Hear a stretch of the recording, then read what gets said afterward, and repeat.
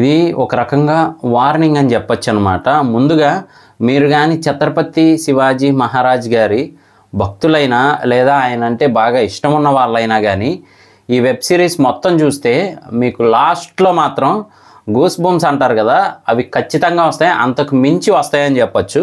అలాగే web series మధ్య మధ్యలో అయితే మాత్రం మీకు మంచి హై మూమెంట్స్ అయితే ఉంటాయి భయ్య, మామూలుగా ఉండదన్నమాట. ఒక్కొక్క విషయం తెలుస్తున్నప్పుడు మామూలుగా ఉండదు. సో అసలు స్టోరీ కూడా చెప్పేసుకోవచ్చు, ఎందుకంటే ఇది ఓటీటీలో వచ్చేసింది. మెయిన్గా మీకు చెప్తున్నాను, అది మాత్రం గుర్తుపెట్టుకోండి, కన్ఫ్యూజ్ లేకుండా ఉంటుంది మీరు వెబ్ సిరీస్ చూసిన. విజయనగర సామ్రాజ్యం ఉంది కదా, అదేనండి మన శ్రీకృష్ణదేవరాయల వారు, ఆయన తర్వాతి తరాల వారు అనమాట. సో ఆ నిధి ఏదైతే ఉందో వాళ్ళకి ఆ నిధి అంతా కూడా అంటే బంగారం కావచ్చు, లేదు అంటే కనుక వజ్రాలు కావచ్చు, ఇవన్నిటిని అప్పట్లో మొఘలులు దోచుకోవడానికి వస్తారనమాట.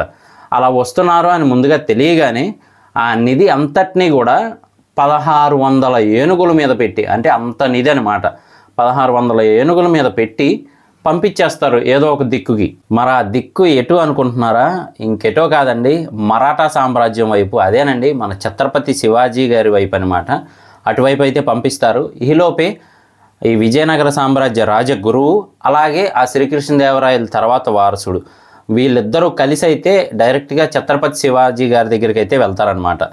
వెళ్ళి ఆయన్ని కలిసి ఇలా జరుగుతూ ఉంది, దాడులు జరుగుతున్నాయి, అందుకని మీరు కొంచెం ఈ నిధి అంతటినీ కూడా జాగ్రత్తగా ఉంచగలరు అని చెప్పి మీ దగ్గరికి పంపించడం జరిగింది. ఎందుకు అంటే ఈ ప్రపంచం మొత్తంలో మా నిధిని కాపాడగలగ ఏకైక వ్యక్తి మీరే అని చెప్పి అయితే చెప్తారనమాట. సో అందుకని ఆ నిధి అంతటినీ కూడా ఛత్రపతి శివాజీ గారు అయితే ఒక చాట ఉంచుతారు, ఓ ప్లేస్లో అయితే ఉంచుతారు ఎవరికి తెలియకుండా.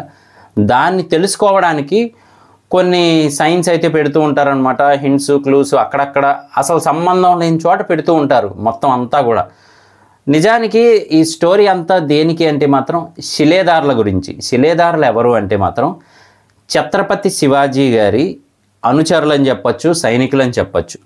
ఆయన తదనంతరం సంభాజీ గారు రాజ్యాన్ని పాలిస్తున్న టైంలో ఆయన మీదకి అంటే అప్పట్లో మొఘలులు వీళ్ళందరూ అటాక్ వస్తున్నారని తెలిసి ఛత్రపతి శివాజీ మహారాజ్ గారి ఏదైతే సింహాసనం ఉందో ఆ సింహాసనం చెక్కు చెదరకుండా ఉండేలా అయితే దాచిపెడతారనమాట. మరి అది ఎక్కడుంది, ఎలా వెళ్ళాలి అనేది మాత్రం ఓన్లీ శిలేదారుల వంశానికి మాత్రమే తెలుస్తుంది. సో వాళ్ళంతా కూడా స్ప్రెడ్ అయిపోతారు, ఎటు ప్లేస్కి అటు స్ప్రెడ్ అయిపోయి మొత్తంగా అయితే మాత్రం కొన్ని సైన్స్ ద్వారా అక్కడికి తెలుసుకునేలా చేస్తారు. ఆ సైన్స్ మధ్యలోనే మనకి విజయనగర సామ్రాజ్య నిధి కూడా ఉంటుందన్నమాట. సో దేనికి సంబంధం లేకుండా విజయనగర సామ్రాజ్యానికి సంబంధించిన నిధి ఒక ప్లేస్లో పెడతారు.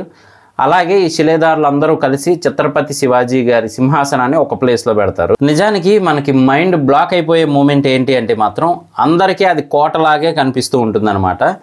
కానీ ఆ కోటలోనే అసలైన నిధి ఉందని ఎవరూ కనుక్కోలేకపోతారు, అలా అయితే ప్లాన్ చేసి పెడతారు. సో మరి అది నిధి ఎక్కడుంది, ఎలా వెళ్ళాలి, ఎలా సాధించాలి అనేదే క్లూస్ రూపంలో అందిస్తారనమాట.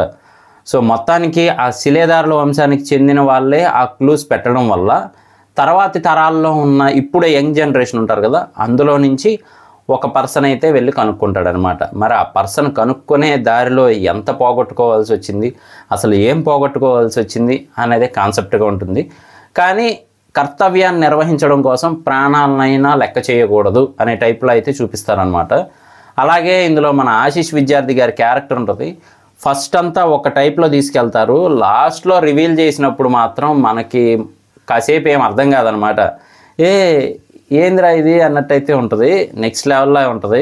అలాగే చాలా ఎంగేజింగ్గా తీసుకెళ్లారని చెప్పొచ్చు, వెబ్ సిరీస్ అంతటినీ కూడా చాలా ఎంగేజింగ్గా తీసుకెళ్లారు. అలాగే మనకి కొంచెం థ్రిల్లింగ్ ఎక్స్పీరియన్స్ కూడా వస్తూ ఉంటుంది అనమాట. ఇంతకీ ఏంటి వెబ్ సిరీస్ అంటే మాత్రం ద సీక్రెట్ ఆఫ్ శిలేదార్స్.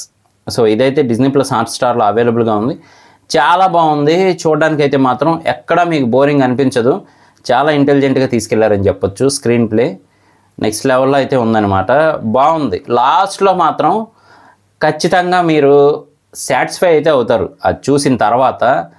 నెక్స్ట్ లెవెల్లో ఉంటుంది భయ్య అసలు. అలాగే ఛత్రపతి శివాజీ గారి గురించి చెప్తున్నప్పుడు అయితే మాత్రం గూస్ బంప్స్ వచ్చేస్తాయి, మామూలుగా ఉండదు. ఎలివేషన్ అలా ఉంటుందన్నమాట. విజయనగర సామ్రాజ్యానికి సంబంధించిన ఆస్తి అంతా కూడా తీసుకొచ్చి మొత్తం అంతా అసలు వాళ్ళ దగ్గర ఉన్నదంతా తెచ్చేసి ఈయన దగ్గర మాత్రమే ఎందుకు పెట్టారు అంటే ఎందుకు అంటే ఆయన మాత్రమే ఎదురు తిరిగే పులి కాబట్టి అని చెప్పి అయితే ఒక ఎలివేషన్ ఉంటుంది భయ్యా, మామూలుగా ఉండదన్నమాట. ఆ సీన్ అయితే మాత్రం అదిరిపోద్దని చెప్పచ్చు. అలాగే ఆ ప్లేసెస్ కానీ ఆ వివరించే విధానం కానీ నెక్స్ట్ లెవెల్లో అయితే ఉంటుంది. సో ఒకసారి చూడకపోతే మాత్రం చూడడానికి ట్రై చేయండి. నేను క్లారిటీగా చెప్పాను మీకు ఏంటి అంటే విజయనగర సామ్రాజ్యం ఆస్తి అంతా కూడా తీసుకెళ్ళి ఛత్రపతి శివాజీ గారికి అప్పచెప్పడం జరుగుతుంది. అందులో ఒక్క నాణ్యం కూడా పోకుండా ఆయన జాగ్రత్తగా ఒక ప్లేస్లో పెడతారు.